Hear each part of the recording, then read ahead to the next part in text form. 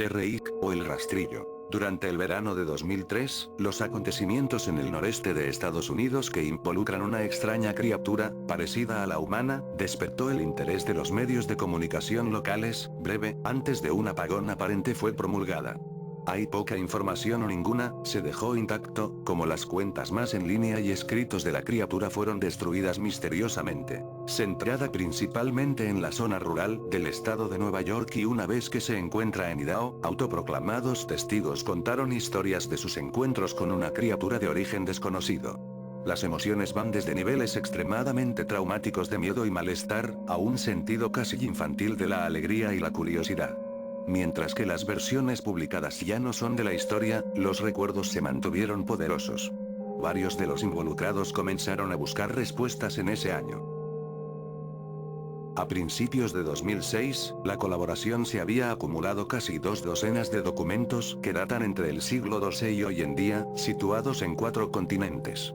En casi todos los casos, las historias eran idénticas. He estado en contacto con un miembro de este grupo y fue capaz de obtener algunas notas y documentos de apariciones de la extraña criatura. Una nota de suicidio, 1964. Mientras me preparo para tomar mi vida, siento que es necesario disipar cualquier sentimiento de culpa o dolor que he introducido a través de este acto. No es culpa de nadie más que a él. Una vez me desperté y sentí su presencia. Otra vez que me desperté y vi su forma. Otra vez me desperté y escuché su voz, y vi sus ojos.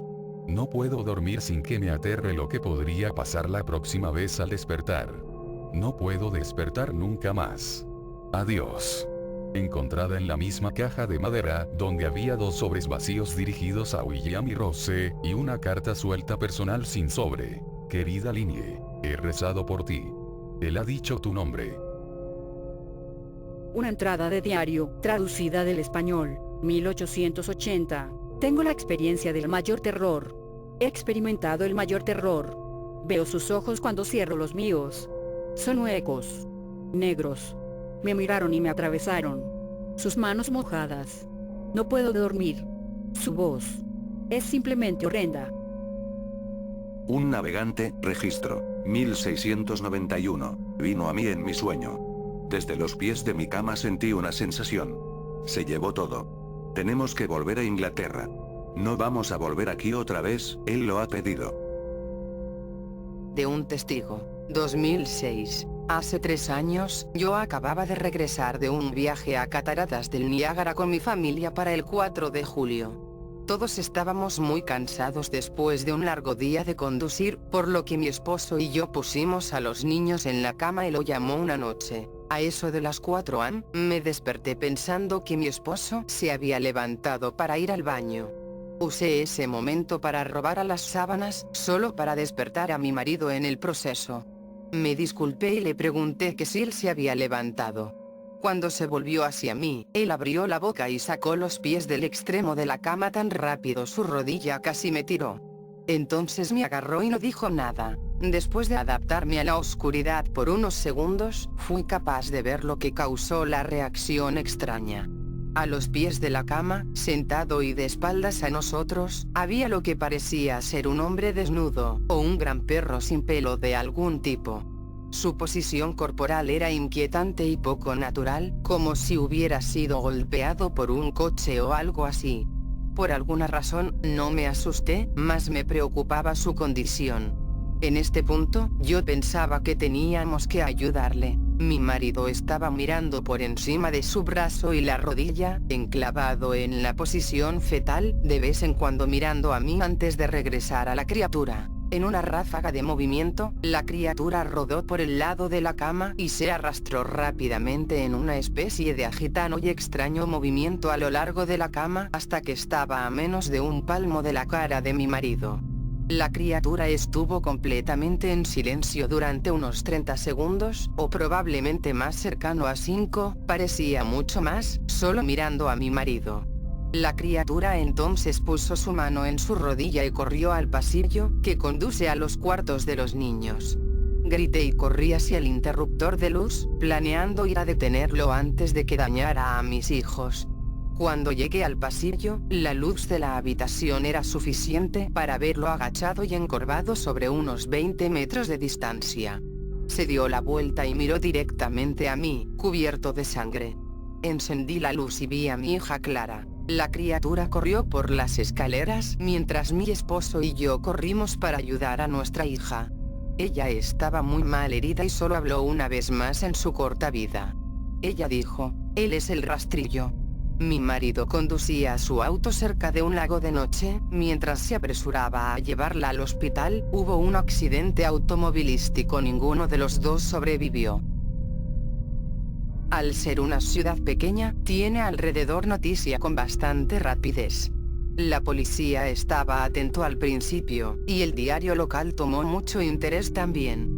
Sin embargo, la historia nunca fue publicada y las noticias de televisión local sin más trámite tampoco. Desde hace varios meses, mi hijo Justin y yo nos alojamos en un hotel cerca de la casa de mis padres.